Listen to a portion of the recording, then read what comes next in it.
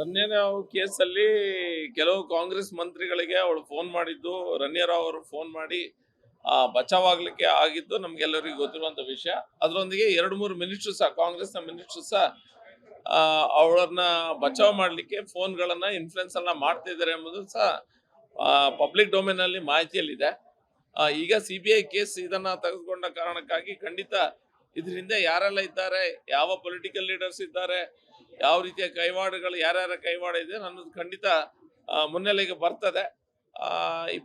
ಇದನ್ನ ಏನು CBI investigation ರಿಸಲ್ಟ್ಗೆ ನಾವು ಎಲ್ಲರೂ ಸಹ ಕಾಯ್ತಾ ಇದ್ದೇವೆ. ಈಗ ಕೆಡಿಬಿ ಜಮೀನು ನಿಮ್ಮ ಪಾರ್ಟಿ ಅಧಿಕಾರದಲ್ಲಿದ್ದಾಗ ಕೊಟ್ಟಿರೋದು ಜನವರಿ 2023ರಲ್ಲಿ.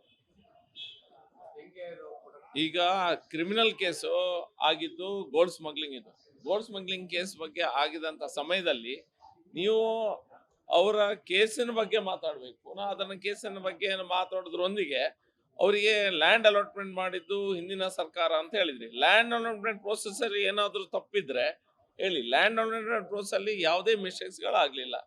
ಇವ್ರು ಹೇಳೋದು ಏನಂತ ಹೇಳಿದ್ರೆ ಲ್ಯಾಂಡ್ ಅಲಾಟ್ಮೆಂಟ್ ಪ್ರೋಸೆಸ್ ಬೇಗ ಆಗಿದೆ ಅನ್ನುವಂಥದ್ದು.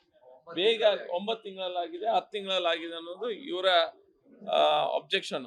ಅದರಲ್ಲಿ ಏನಾದರೂ ಪ್ರಾಬ್ಲಮ್ಸ್ ಇದ್ರೆ ನೀವು ಇನ್ವೆಸ್ಟಿಗೇಷನ್ ಮಾಡಿ ಮುಂದಿಡಿ. ಅಷ್ಟು ಇದರಲ್ಲಿ ಮಿಸ್ಟೇಕ್ಸ್ ಇದೆ, ಕೆಡಿಬಿ ಅಲಾಟ್ಮೆಂಟ್ ಅಲ್ಲಿ ಪ್ರಾಬ್ಲಮ್ಗಳಾಗಿದೆ, ನಿಮ್ದೇ ಸರ್ಕಾರ ಇರೋದು ನೀವು ನೋಡಿ. ಗೋಲ್ಡ್ ಕೇಸ್ ಅಲ್ಲಿ ಬಂದಾಗ ನೀವೆಲ್ಲ ಇದರಲ್ಲಿ ಕೈವಾಡ ಇದೆ ಕಾಂಗ್ರೆಸ್ ನಾಯಕರದು ಅನ್ನೋದು ನಮ್ಗೆ ತಿಳಿದಿದೆ. ಕೆಡಿಬಿ ಲ್ಯಾಂಡ್ ಅಲಾಟ್ಮೆಂಟ್ ಅಲ್ಲಿ ನೀವು ಏನಾದರೂ ತಪ್ಪಿದ್ರೆ ಹೇಳಿ. ಲ್ಯಾಂಡ್ ಅಲಾಟ್ಮೆಂಟ್ ಆಗಿದೆ ಅನ್ನೋದು ನ್ಯಾಯಯುತವಾಗಿ ಏನಾಗಿದೆ, ಲೀಗಲಿ ಯಾರಾದರೂ ಅಪ್ಲೈ ಮಾಡಿದ್ರೆ, ಭಾರತ ದೇಶದ ಕರ್ನಾಟಕ ರಾಜ್ಯದ ಯಾರೇ ಪ್ರಜೆಗಳು ಲೀಗಲಿ ಅಪ್ಲೈ ಮಾಡಿದ್ರೆ ಒಂದು ಪ್ರೋಸೆಸ್ ಇರ್ತದೆ. ಆ ಪ್ರೋಸೆಸ್ ನ ಪ್ರಕಾರ ಅವರಿಗೆ ಸಿಕ್ಕಿದ್ರೆ ಯಾರು ಸಹ ತೊಳ್ಬಹುದು. ಪ್ರೋಸೆಸ್ ಅಲ್ಲಿ ಕ್ರಿಮಿನಲ್ ಇನ್ವಾಲ್ವ್ಮೆಂಟ್ ಇದ್ರೆ, ಅಥವಾ ಕರಪ್ಷನ್ ಇನ್ವಾಲ್ವ್ಮೆಂಟ್ ಇದ್ರೆ, ಅಥವಾ ಅನ್ಡ್ಯೂ ಅಡ್ವಾಂಟೇಜ್ ಅನ್ನ ಅವರಿಗೆ ಯಾರಾದ್ರೂ ಕೊಟ್ಟಿದ್ರೆ ಆಗ ನಾವು ಅದ್ರ ಬಗ್ಗೆ ಮಾತಾಡೋದು. ಖಾಲಿ ಲ್ಯಾಂಡ್ ಅಲಾಟ್ಮೆಂಟ್ ಮಾಡ್ಲಿಕ್ಕೆ, ಲ್ಯಾಂಡ್ ಅಪ್ಲೈ ಮಾಡ್ಲಿಕ್ಕೆ ನನಗೂ ಹಕ್ಕಿದೆ, ಎಲ್ಲರಿಗೂ ಸಹ ಹಕ್ಕಿದೆ.